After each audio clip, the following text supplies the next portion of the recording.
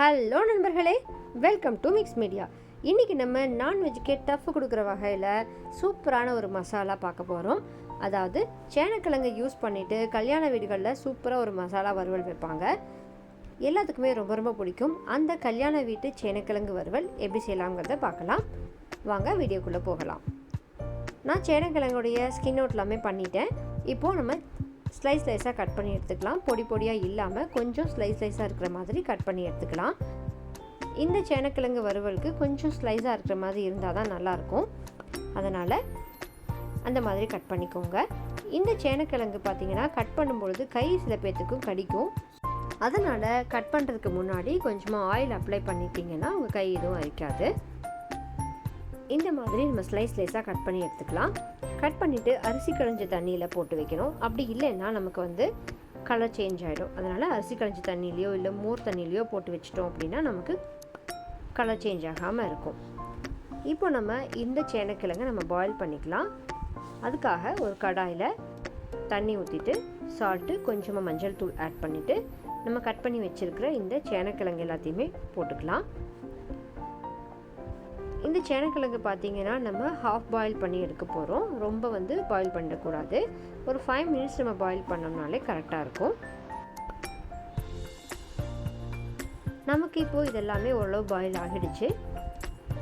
ரொம்ப பாயில் பண்ணிட்டோம் அப்படின்னா நம்ம மசாலா பண்ணிவிட்டு மிக்ஸ் பண்ணும்பொழுது நமக்கு உடஞ்சிரும். அதனால் ஹாஃப் பாயில் பண்ணி எடுத்துக்கோங்க. இப்போது இந்த தண்ணியிலேருந்து நம்ம எல்லாத்தையுமே ஸ்ப்ளிட் பண்ணி எடுத்து வச்சுக்கலாம். இன்னும் கொஞ்சம் நிறைய ஃப்ளேவர்ஃபுல்லாக இருக்கணும் அப்படின்னு நினச்சிங்கன்னா இந்த சேனக்கிழங்கு இப்போ பாயில் பண்ணதை நம்ம ஆயிலில் லைட்டாக ஃப்ரை பண்ணி எடுத்தும் செய்யலாம். பட் நான் இன்றைக்கி அந்த ஆயிலில் ஃப்ரை பண்ணலை.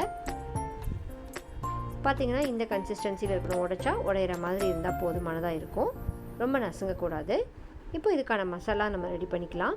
மிக்ஸி ஜாரில் 2 ஆனியன் போட்டுட்டு லைட்டாக 1-2 அரைச்சி எடுத்துக்கலாம். ரொம்ப அரைக்காமல். அடுத்ததாக நம்ம தேங்காய் ஆட் பண்ண போகிறோம். தேங்காய் ஒரு ஹாஃப் மூடி இல்லைன்னா கொஞ்சமாக கட் பண்ணி ஆட் பண்ணிக்கோங்க. நம்மளுடைய காய்க்கு தகுந்த அளவு ஆட் பண்ணுங்கள். ரொம்ப தேங்காய் போடக்கூடாது.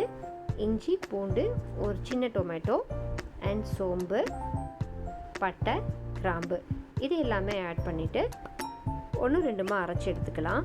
ரொம்ப அரைச்சி பேஸ்ட் மாதிரி அரைக்க வேண்டாம். அடுத்ததாக நம்ம கடாய் வச்சுக்கலாம். கடாய் ஹீட் ஆனதும் கடாயில் ஆயில் ஆட் பண்ணிவிட்டு கடுகு போட்டுருவோம். கடுகு நல்லா பொரிஞ்சு வந்துடட்டும்.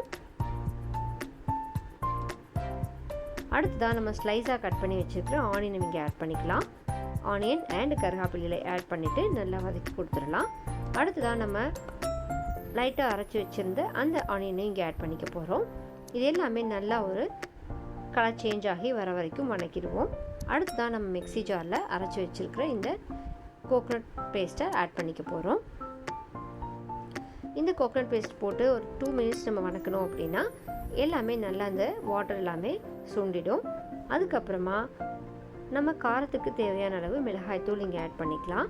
நான் இன்றைக்கி 2 ஸ்பூன் மிளகாய்த்தூள் ஆட் பண்ணியிருக்கேன். கொஞ்சமாக மஞ்சள் தூள் போட்டுக்கிறோம். 1 ஸ்பூன் கலர் மிளகாய்த்தூள் ஆட் பண்ணியிருக்கேன். இது எல்லாமே ஆட் பண்ணிவிட்டு இப்போது நம்ம நல்லா மிக்ஸ் பண்ணி கொடுத்துடலாம். அண்ட் தனியாத்தூள் 2 ஸ்பூன் ஆட் பண்ணியிருக்கேன். அதையும் ஆட் பண்ணிவிட்டு நல்லா மிக்ஸ் பண்ணி கொடுத்துருவோம். இது எல்லாமே நல்லா மிக்ஸ் பண்ணிட்டு அடுத்ததாக நம்ம வாட்டர் ஆட் பண்ணிக்கலாம். அந்த மிளகாய்த்தூளுடைய ஃப்ளேவர் எல்லாமே போனதுக்கப்புறமா வாட்டர் ஆட் பண்ணலாம். முதலே வாட்டர் ஆட் பண்ண வேண்டாம். இப்போது நம்ம இந்த மிக்ஸி ஜாரில் இந்த வாட்டர் எல்லாமே ஆட் பண்ணியாச்சு. கொஞ்சம் நேரம் இதெல்லாமே கொதிக்கட்டும். நமக்கு சப்போஸ் கொஞ்சம் கிரேவி மாதிரி வேணும் அப்படின்னு நினச்சிங்கன்னா இன்னும் கொஞ்சம் வாட்டர் ஆட் பண்ணிவிட்டு இந்த காயெல்லாம் மிக்ஸ் பண்ணோம் அப்படின்னா நமக்கு செமி கிரேவியாக கிடைக்கும். நான் இன்றைக்கி கொஞ்சம் ஓரளவு ட்ரையாக தான் பண்ணிகிட்ருக்கேன். அதனால் வாட்டர் எல்லாமே நல்லா சுண்டுற அளவுக்கு கொதிக்க வச்சதுக்கப்புறமா இந்த காயை இங்கே ஆட் பண்ணிவிட்டு நல்லா மிக்ஸ் பண்ணி கொடுத்துடலாம். காய் ஆட் பண்ணிட்டு ரொம்ப நேரம் நம்ம கலக்க முடியாதுன்றதுனால தான் நம்ம ஃபஸ்ட்டே ரா ஃப்ளேவர் போகிற அளவுக்கு நம்மளுடைய மசாலா நல்லா கொதிக்க வச்சிட்டோம். இப்போ ஒரு 5 மினிட்ஸ் நமக்கு எல்லாமே கொதிச்சு வந்துச்சு அப்படின்னா நம்மளுடைய இந்த சேனைக்கிழங்கு கல்யாண வீட்டு வறுவல் சூப்பராக ரெடி ஆகிடும். வீடே கமகமான்னு இருக்குது. நீங்களும் ட்ரை பண்ணி பாருங்கள். இந்த மாதிரியான சிம்பிளான ரெசிபீஸ் நீங்களும் ட்ரை பண்ணி பார்த்துட்டு எங்களுக்கு கமெண்ட் செக்ஷனில் பிங்க் பண்ணுங்கள்.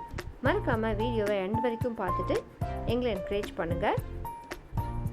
இந்த மசாலா வறுவல் எல்லா வெரைட்டி ரைஸ்க்கும் அண்ட் சாம்பாருக்கும் சூப்பரான காம்பினேஷனாக இருக்கும். கண்டிப்பாக ட்ரை பண்ணி பாருங்கள். இதே மாதிரியான சிம்பிளான ரெசிபீஸ்க்காக நம்ம சேனலை மறக்காமல் சப்ஸ்கிரைப் பண்ணிட்டு காத்துருங்க. டாட்டா, பாய் பாய்.